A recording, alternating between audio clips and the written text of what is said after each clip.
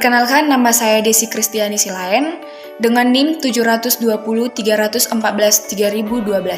Saya Natasha Resta. Perkenalkan, nama saya Sandi Martina Pakpahan, NIM 7203143024. Di kesempatan ini, kami juga telah menyiapkan topik yang berjudul Menghadapi Persaingan.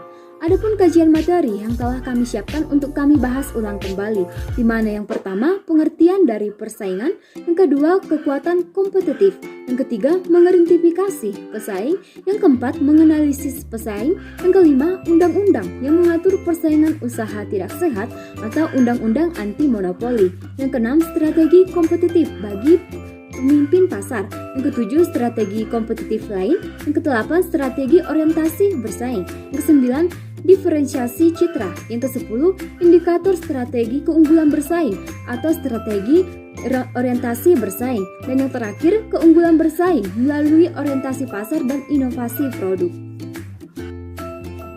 Dan kesempatan ini kami akan membahas materi ini satu persatu dan secara bergiliran, yang dimana dimulai dari saya sendiri, yaitu akan menjelaskan dari pengertian dari persaingan. Jadi dalam dunia ekonomi, persaingan atau kompetisi adalah bersaingnya para penjual yang sama-sama berusaha mendapatkan keuntungan, pangsa pasar, dan jumlah penjualan. Para penjual biasanya berusaha mengungguli persaingan dan dapat dengan membedakan harga, produk, distribusi, dan promosi. Dalam teori mikroekonomi, persaingan dalam suatu pasar dibedakan menjadi persaingan sempurna. Pasar yang tidak memiliki persaingan disebut monopoli. Dan yang kedua, saya akan membahas tentang kekuatan kompetitif. Jadi, Michael Porter mengidentifikasi 5 kekuatan yang menentukan daya tarik jangka panjang intrinsik sebuah pasar atau segmen pasar, atau paksa industri, pendatang baru potensial, pengganti, pembeli, dan pemasok. Ancaman yang terkandung dalam kekuatan ini adalah yang pertama, ancaman rivalitas segmen yang intens. Sebuah segmen dianggap tidak menarik jika sudah berisi banyak pesaing yang kuat atau agresif. Segmen dianggap lebih tidak menarik jika segmen itu stabil atau menurun. Jika kapasitas pabrik harus ditambah dalam skala yang besar, jika biaya tetap atau penghalang untuk keluar tinggi, atau jika harus menanggung risiko yang besar untuk tetap berada dalam segmen tersebut. Yang kedua, ancaman pendatang baru. Segmen paling menarik adalah segmen yang memiliki penghalang untuk masuk yang tinggi dan penghalang untuk keluar yang rendah. Ketika penghalang untuk masuk dan keluar sama-sama tinggi, potensi laba tinggi, tetapi perusahaan menghadapi risiko lebih besar karena perusahaan yang bekerja buruk tetap tinggal dan bertarung di dalamnya. Ketika penghalang untuk masuk dan untuk keluar sama-sama rendah, perusahaan mudah masuk dan keluar dari industri dan tingkat pengembalian stabil dan rendah. Yang ketiga, ancaman produk pengganti. Produk pengganti memaksa perusahaan memberi batasan pada harga dan laba. Jika kemajuan teknologi atau persaingan meningkat dalam industri produk pengganti ini, harga dan laba akan turun. Yang keempat, ancaman daya tawar pembeli yang semakin besar. Sebuah segmen tidak menarik jika pembeli memiliki daya tawar yang kuat atau semakin besar. Daya tawar pembeli tumbuh ketika mereka menjadi lebih terorganisasi atau terkonsentrasi, ketika produk memiliki bagian yang signifikan dari biaya pembeli, ketika produk tidak didiferensiasikan, ketika biaya peralihan pembelian rendah, ketika pembelian sensitif terhadap harga karena laba yang rendah, atau ketika mereka dapat berintegrasi untuk naik kelas. Dan yang kelima, ancaman daya tawar pemasok yang semakin besar. Sebuah segmen menjadi tidak menarik jika pemasok perusahaan mampu meningkatkan harga atau mengurangi jumlah barang yang dipasok. Perusahaan minyak misalnya ExxonMobil, Shell, Chevron, Texaco menderita akibat jumlah cadangan minyak yang terbatas dan tindakan kartel pemasok minyak seperti OPEC. Pemasok cenderung kuat ketika mereka terkonsentrasi atau terorganisasi. Ketika hanya sedikit pengganti, ketika produk yang dipasok merupakan masukan penting, ketika biaya peralihan pemasok tinggi, dan ketika pemasok dapat berintegrasi untuk turun kelas. Yang ketiga, saya akan menjelaskan tentang mengidentifikasi pesaing. Salah satu tugas pemasar yang lainnya adalah melakukan identifikasi pesaing. Identifikasi pesaing dapat dilakukan dengan terus memantau aktivitas mereka berupa promosi pada masyarakat dan strategi pemasaran lainnya yang dapat mengundang banyak pelanggan. Kita dapat mempelajari persaingan dari sudut pandang industri dan pasar.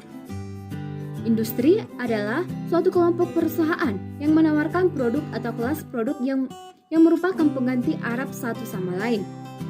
Pemasar mengklasifikasikan industri menurut jumlah penjual, tingkat diferensiasi produk, kehadiran atau ketiadaan penghalang untuk masuk, mobilitas dan penghalang untuk keluar, struktur biaya, tingkat integrasi vertikal, dan tingkat globalisasi.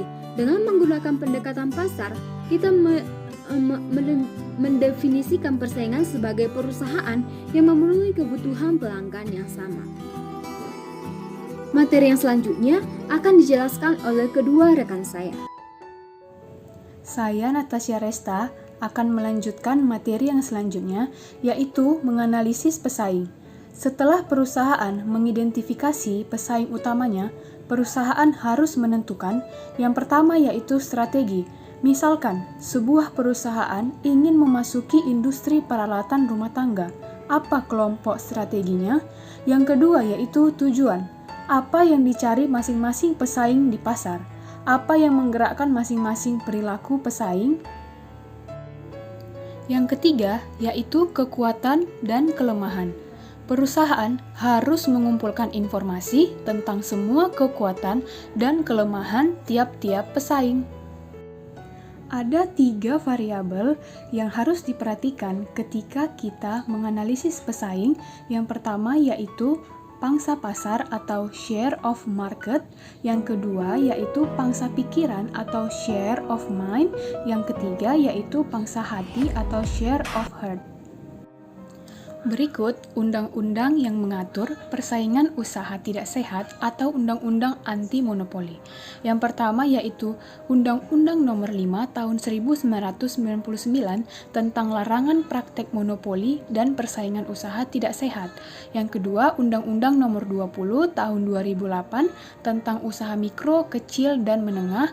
Yang ketiga yaitu Peraturan Pemerintah Nomor 57 Tahun 2010 tentang penggabungan atau peleburan badan usaha dan pengambil alihan saham perusahaan yang dapat mengakibatkan terjadinya praktik monopoli dan persaingan usaha tidak sehat. Lanjut, yaitu strategi kompetitif bagi pemimpin pasar. Yang pertama yaitu memperluas total pasar, yang kedua pelanggan baru, yang ketiga lebih banyak penggunaan, yang keempat pertahanan posisi, yang kelima memperluas pangsa pasar, dan yang keenam mempertahankan pangsa pasar. Adapun strategi kompetitif lain yaitu yang pertama strategi penantang pasar, yang kedua strategi pengikut pasar atau market follower, dan yang ketiga strategi kompetisi penceruk pasar. Saya akan menjelaskan strategi orientasi bersaing.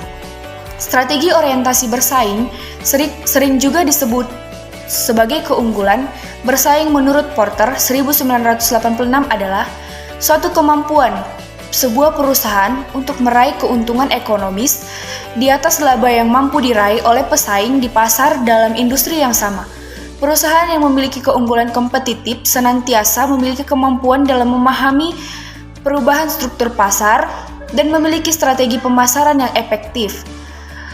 Menurut Tiptono 2001, strategi pemasaran yang dapat dipilih oleh perusahaan yang menerapkan strategi produk diferensiasi agar senantiasa memiliki keunggulan bersaing di pasar dapat dilakukan dengan berbagai pilihan. Yang pertama, yaitu strategi produk. Diferensiasi produk merupakan kreativitas yang tinggi dalam menciptakan keunikan produk yang lebih menarik, sejuk, aman, nyaman, dan menyenangkan, sehingga karyawan yang ramah, terampil, berwawasan, dan mampu mewujudkan dalam keseharian sehingga lebih diminati oleh konsumen dibandingkan dengan produk pesaing lainnya. Yang kedua itu adalah diferensiasi kualitas pelayanan. Diferensiasi kualitas pelayanan merupakan kreativitas yang tinggi untuk menciptakan keunikan pelayanan yang dapat menjadikan pelanggan atau masyarakat merasa bahwa produk atau jasa yang kita tawarkan mempunyai nilai yang tinggi. I. Diferensiasi citra. Diferensiasi citra identik dengan atribut, yaitu sebuah karakteristik yang khusus atau pembeda dari penampilan seseorang atau benda. Diferensiasi citra adalah bauran yang tepat dari elemen pencitraan yang menciptakan citra sebuah merek. Proses pencitraan harus membangun, memaksimalkan, memanfaatkan, dan mengeksploitasi kekuatan dan kelemahan setiap elemen citra untuk memastikan bahwa merek itu memiliki prospek yang baik secara terus-menerus. Perusahaan jasa dapat mendiferensiasikan dirinya melalui citra di mata pelanggan, misalnya melalui simbol-simbol dan merek yang digunakan. Selain itu, perusahaan dapat melakukan diferensiasi produk dalam penyampaian jasa atau service delivery melalui 3 aspek yang juga dikenal sebagai 3P dalam pemasaran jasa, yaitu yang pertama itu people atau orang, yang kedua physical atau environment yang disebut juga lingkungan fisik, yang ketiga proses atau proses. Materi selanjutnya yaitu J, indikator strategi keunggulan bersaing atau strategi orientasi bersaing. Indikator dan keunggulan bersaing terdiri dari yang pertama, keunggulan kualitas produk yang dihasilkan. Keunggulan yang dimaksud yaitu keunggulan kualitas produk yang dihasilkan meliputi kegunaannya, kemudahan cara mengoperasikannya, biaya perawatannya, dan juga biaya lain yang harus dikeluarkan selama pemakaian barang tersebut.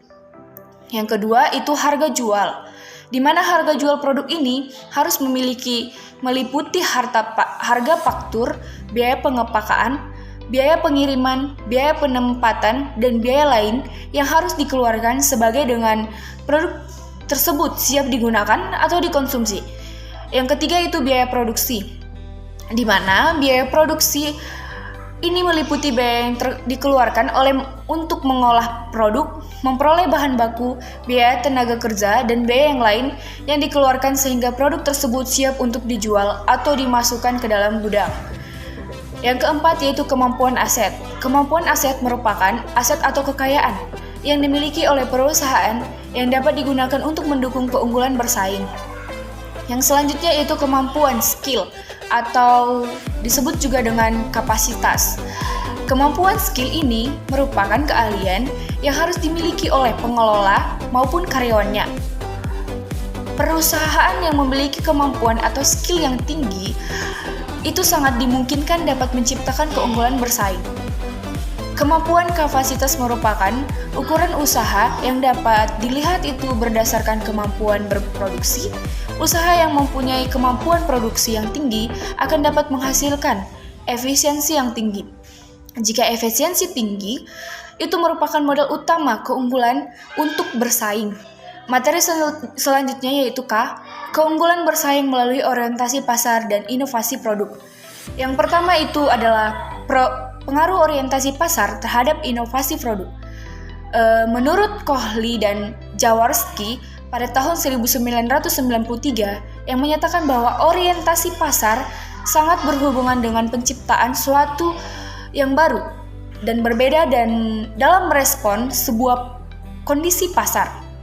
Pernyataan teori ini didukung oleh hasil penelitian yang dilakukan Lee dan Gimma pada tahun 1999. Dalam penelitiannya dapat disimpulkan bahwa orientasi pasar memiliki hubungan yang signifikan dengan karakteristik inovasi seperti inovasi dalam hal pemasaran, keunggulan produk dan teknologi. Sedangkan Vitho mengatakan bahwa orientasi berpasar itu berpengaruh positif terhadap terciptanya inovasi. Orientasi pasar merupakan cara perusahaan yang efektif dan efisien untuk menciptakan superior value bagi konsumen dan superior performance bagi perusahaan. Yang kedua itu pengaruh orientasi pasar terhadap keunggulan bersaing. Orientasi pasar sangat efektif dalam mendapatkan dan mempertahankan keunggulan kompetitif yang dimulai dengan perencanaan dan koordinasi dengan semua bahan yang ada. dalam perusahaan untuk memuaskan kebutuhan dan keinginan konsumen. Dari hasil penelitian yang dilakukan oleh Akimova membuktikan bahwa orientasi pasar itu memiliki pengaruh positif terhadap keunggulan bersaing. Yang ketiga itu pengaruh inovasi produk terhadap keunggulan bersaing.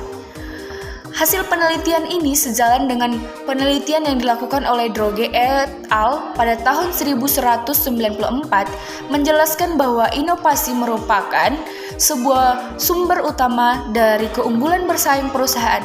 Inovasi dilakukan perusahaan berupa desain dan pengembangan produk untuk dapat beradaptasi di pasar. Yang pertama itu inovasi produk dalam mengendalikan pasar. Yang kedua, produk baru yang diperkenalkan di pasar harus memiliki risiko tidak diterima di pasar. Hal ini harus dipertimbangkan oleh perusahaan. Yang ketiga, perusahaan itu menggunakan segala sumber daya untuk menciptakan kreasi-kreasi baru. Terakhir, prinsip keempat, perusahaan harus mampu mengedukasi pasar. Sekian materi yang dapat saya jelaskan. Semoga bermanfaat bagi kita semua. Terima kasih.